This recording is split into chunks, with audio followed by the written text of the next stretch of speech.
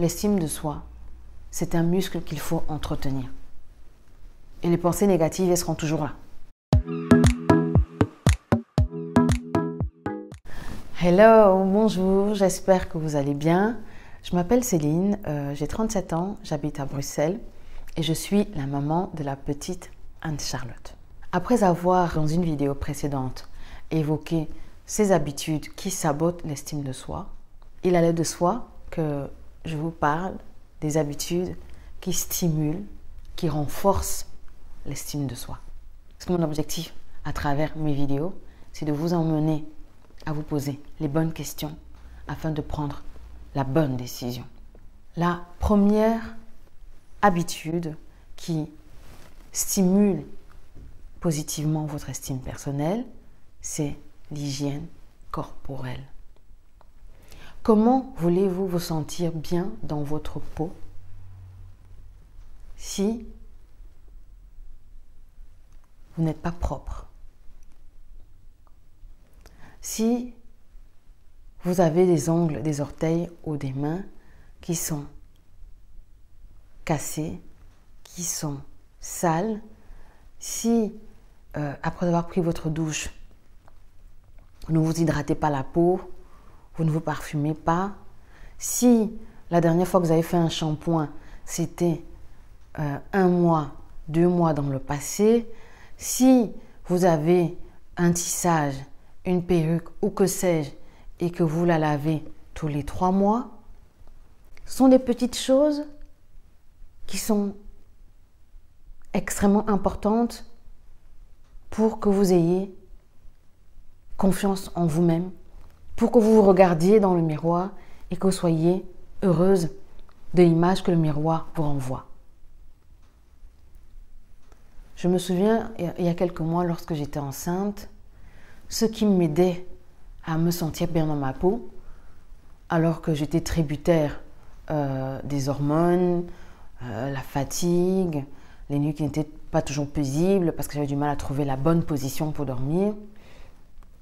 Le lendemain matin, j'aurais pu prendre le premier vêtement qui me tombait sous la main. Je veillais toujours à choisir avec soin les vêtements avec lesquels j'allais travailler parce que je savais que ça allait contribuer à ma bonne humeur d'une part, mais surtout ça allait contribuer à me rebooster malgré le fait que la nuit précédente n'avait pas été particulièrement bonne. Et une chose aussi à laquelle je me suis accrochée tout au long de ma grossesse, c'était mon rouge à lèvres. Et un rouge à lèvres rouge. Avant ma grossesse, j'avoue que je n'osais pas porter du rouge à lèvres pour aller travailler. Mais pendant ma grossesse, tous les jours, j'ai mis du rouge à lèvres. Je ne mettais pas de fond de teint, je ne mettais pas de poudre, mais je me disais toujours, je dois avoir mon rouge à lèvres. Et grâce à ça, j'étais toujours de bonne humeur, je me sentais bien dans ma peau. Je ne me disais pas que la grossesse, même si au niveau hormonal, ce n'était pas toujours très gai, je voulais donner envie à d'autres femmes qui n'étaient pas enceintes d'être enceintes. La deuxième habitude qui renforce l'estime de soi, ce sont les vêtements. Choisissez avec soin les vêtements que vous portez. Comme je l'ai dit tout à l'heure, lorsque j'étais enceinte, je ne me laissais pas aller parce que j'avais pris du poids. Je ne misais pas uniquement sur le confort. Certes, c'était important parce que ma morphologie avait changé, mais j'estimais que c'était quand même important au-delà du confort que le vêtement ressemble à mon style vestimentaire. Je suis une blogueuse mode, j'aime la mode. C'était important pour moi de bien choisir des vêtements dans lesquels j'allais me sentir. Donc, c'est important de choisir avec soin. Ne portez pas les vêtements pour leur aspect utilitaire, c'est-à-dire vous protéger du froid, du soleil ou que sais-je, vous couvrir, mais optez pour les vêtements qui ressemblent à votre style de vie, qui ressemblent à votre personnalité. Un vêtement qui exprime votre personnalité. Et une chose que j'ai constatée, c'est que les nuits où je ne dormais pas particulièrement bien et que le lendemain j'avais mauvaise mine, les vêtements colorés me donnaient bonne mine. Je sais par exemple que le jaune me donne bonne mine, le rose me donne bonne mine. Donc même si je n'ai pas le temps de me maquiller le matin, lorsque je porte un vêtement jaune près de mon visage, ou rose, ou blanc, je sais que instantanément je vais être de bonne humeur parce que mon visage est illuminé par le vêtement.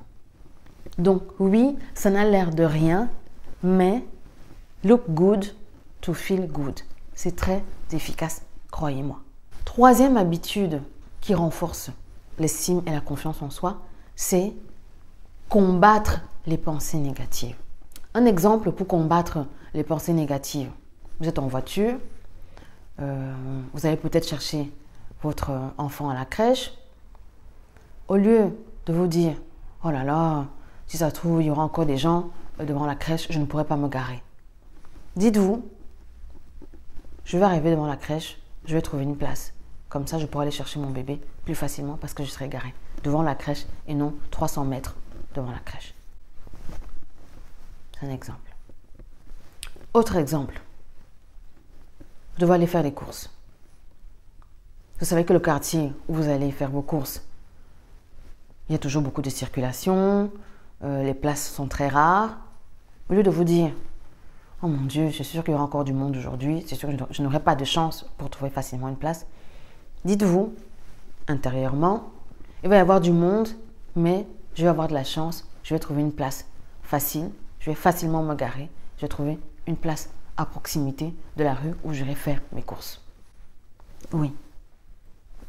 Remplacez systématiquement dans votre tête toutes les pensées négatives par des assertions positives. Ça, c'est une manière aussi de renforcer votre estime et votre confiance en vous-même. C'est très important. C'est pour ça qu'au début de la vidéo, je disais que l'estime de soi, c'est un muscle qu'il faut entretenir. Et les pensées négatives, elles seront toujours là. Donc, c'est à vous de manière consciente de les combattre. Oui, parce que c'est vraiment un combat. Parce que vous n'y pouvez rien. Elles sont là, elles sont présentes, elles apparaissent. Et c'est à vous de manière consciente de les remplacer par des pensées positives, par des phrases positives. La quatrième habitude qui permet de stimuler l'estime de soi, c'est le fait de passer du temps avec vous-même. Oui.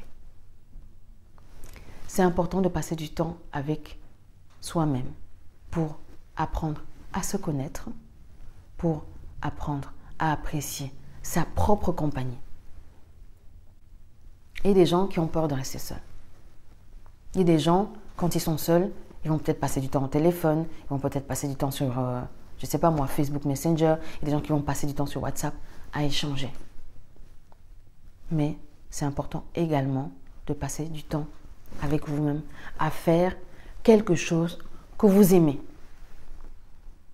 Ça peut être du sport, ça peut être la cuisine, ça peut être lire un livre. Juste du temps avec vous-même. Ça peut être aller au cinéma, ça peut être aller au restaurant, ça peut être aller en voyage. Ces activités-là, passer seul à seul avec vous-même, permettent de renforcer l'estime de soi. La cinquième habitude qui renforce l'estime de soi, c'est le fait de se concentrer, de se focaliser uniquement sur les solutions et non sur les problèmes. J'aime souvent dire que si un problème existe, sa solution existe forcément. Donc ça ne sert à rien de se faire du mouron, ça ne sert à rien de s'empêcher de dormir parce qu'on réfléchit, parce qu'on se focalise uniquement sur une situation qui ne nous arrange pas. Essayez de changer votre perception des choses. Dites-vous que si le problème existe, sa solution existe forcément. Ce n'est pas toujours la solution qui vous arrange. La solution que vous recherchez n'arrivera peut-être pas à l'instant que vous souhaitez. Mais dites-vous bien que la solution existe et qu'elle va arriver. c'est tout pour aujourd'hui. J'espère que ces 5 habitudes ayant pour objectif de renforcer votre estime de soi vous seront utiles. Dites-moi si vous les avez mises en pratique. Si ça marche, merci de me le dire également en commentaire. Je vous remercie de vous abonner à ma chaîne pour ne pas manquer ce type de vidéo. Je vous embrasse et je vous dis à très bientôt.